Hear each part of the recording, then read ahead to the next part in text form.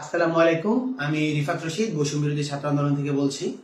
শুরুতে ধন্যবাদ দিতে চাই বাংলাদেশের ছাত্র নাগরিকের যে সমন্বিত ঐক্য, সেটিকে আপনারা দেখতে পেয়েছেন যে গোটা বাংলাদেশ যে প্রহসনের যে বলবো যে শোক দিবসের পালন, তার মুখে ঝামা ঘষে দিয়ে আমাদের শহীদদের রক্তের প্রতি শ্রদ্ধা জানিয়ে, সম্মান জানিয়ে তাদের প্রোফাইল পিকচারে লাল করে দিয়েছে এবং চোখে এবং মুখে লাল পতাকা বা কাপড় বেঁধে প্রতিবাদ জানিয়েছে। স্পষ্টভাবেই একটা বার্তা দেয়া হয়েছে যে এই ধরনের মাছের কান্না, কুমিরের কান্না আমরা মানি না। বাংলাদেশের ছাত্র সমাজকে হত্যা করে সেই হত্যাকারী যখন মাছের কান্না কেঁদে শোক দিবস ঘোষণা করে, রাষ্ট্রীয় শোক ঘোষণা করে, এগুলো আর বাংলার মানুষ খায় না, এগুলো বাংলাদেশের যুব সমাজ খায় না। বাংলাদেশের ছাত্র নাগরিকের যে ঐক্য তৈরি হয়েছে এতগুলো শহীদের রক্তের বিনিময়ে, সেই শহীদের রক্তকে বৃথা যেতে দিয়ে ওই কালো ব্যাজ বেঁধে শোক দিবসের নামের নাটক বাংলার জনগণ, বাংলার ছাত্র নাগরিকেরা মেনে নেয়নি। আপনারা দেখতে পেয়েছেন প্রতিটি নিউজ মিডিয়ায় সব জায়গায় হয়েছে। ফেসবুক লাল কৃষ্ণচূড়ার রঙে ঢেকে গেছে, ফেসবুক লাল রক্তের রঙে ঢেকে গিয়েছে, শহীদের রক্তের রঙে গোটা ফেসবুক রাঙিয়ে তোলা হয়েছে।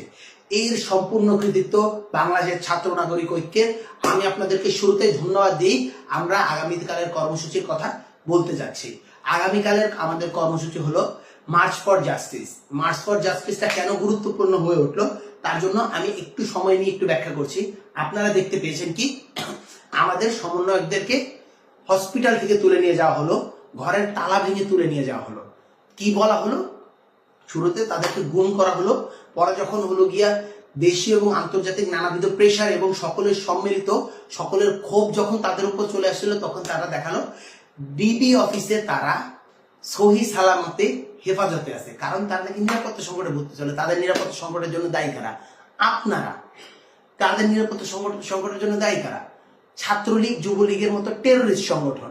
সেই টেররিস্ট সংগঠনকে না ধরে আপনারা যখন আমার ভাইদেরকে, আমার বোনদেরকে আটক করেন, জিম্মি করেন, তাদেরকে নিয়ে জোর করে প্রেস রিলিজ দেন, তাদেরকে দিয়ে বার্তা বলার, বিবৃতি বলার এবং কর্মসূচি, এই যে এত শহীদদের বিনিময়ে, রক্তের বিনিময়ে যে আন্দোলন প্রতিষ্ঠিত হয়েছে, যে গণদাবি, গণজোয়ার ছুটেছে, সেটাকে বানচালের চেষ্টা করেন, তখন সেটা স্পষ্টভাবে বোঝা যায় এদেশে আইনের অভাব রয়েছে, আইনের যে শাসন তার অভাব রয়েছে। আইনে স্পষ্টভাবে বলা হয়েছে কাউকে যদি পুলিশ আটক করে তাকে 24 ঘন্টার মধ্যে আদালতে উপস্থাপন করতে হবে। কিন্তু এখানে কি বলা হয়েছে? না, আমরা তো আটক করি নাই, আমরা কি করেছি? আমরা তাদেরকে হেফাজতে নিয়েছি, পুলিশ হেফাজতে নিয়েছি। বাংলাদেশের সংবিধান সহ পৃথিবীর কোথাও পুলিশি হেফাজতে কোনো গঠনতান্ত্রিক, কোনো সাংবিধানিক বা কিছুরই অধিকার পুলিশকে দেওয়া হয়নি। তাহলে এটা কোথা থেকে নাজিল হলো? এটা নাজিল হয়েছে যখন দেশে আইনের শাসন। আপনারা দেখতে পেয়েছেন মিথ্যা মামলা, হাজারে হাজারে মিথ্যা মামলা দেওয়া হয়েছে। প্রায় 2 লক্ষ আসামি, অজ্ঞাতনামা করে প্রায় 2 লক্ষ আসামির নামে মিথ্যা মামলা দেওয়া হয়েছে। আপনারা দেখেছেন যে শত শত হাজার হাজার নেতাকর্মী, আমাদের ছাত্র জনতা, তারা আটক রয়েছে। আমাদের সমন্বয়ক যারা দিয়েছেন, যারা নেতৃত্ব দিচ্ছেন, তাদেরকে ধরে নিয়ে যাওয়া হচ্ছে, তাদের বাড়িতে বাড়িতে রেড দেওয়া হচ্ছে, প্রত্যেকটা স্টুডেন্টকে রেড দেওয়া, স্টুডেন্টের বাড়িতে রেড দেওয়া হচ্ছে, তাদের প্যারেন্টদেরকে ধমকি দেওয়া হচ্ছে এবং নানাবিধভাবে মুচলেকা নেওয়া হচ্ছে। এই ধরনের অন্যায়, অবিচার এবং আইনের শাসনের যে অনুপস্থিতি, সেইটা স্পষ্ট করার হয়েছে এবং তার ফলেই আমরা হাইকোর্ট প্রাঙ্গণে এবং জর্জ কোর্ট প্রাঙ্গণে, ঢাকার আমি কর্মসূচির কথা বলছি, হাইকোর্টের মাজার গেট প্রাঙ্গণ এবং জর্জ কোর্ট প্রাঙ্গণে আমরা আগামীকাল মার্চ ফর জাস্টিস ঘোষণা করছি। আর যখন দেশে জাস্টিস থাকে না, তখন গণ মিলে, অর্থাৎ নাগরিক, ছাত্র নাগরিক, সুশীল সমাজ, আইনজীবী, বুদ্ধিজীবী সকলে মিলে একটি গণজোয়ার তৈরি হয় এবং গণজোয়ার তৈরি হয়ে তারা দেশের যে আইনের অনুপস্থিতি, আইনের শাসনের অনুপস্থিতি, সেটা আবার ফিরিয়ে আনার চেষ্টা করে এবং প্রতিবারই দেখা গিয়েছে ইতিহাস সাক্ষী তারা প্রতিবার সফল হয়েছে।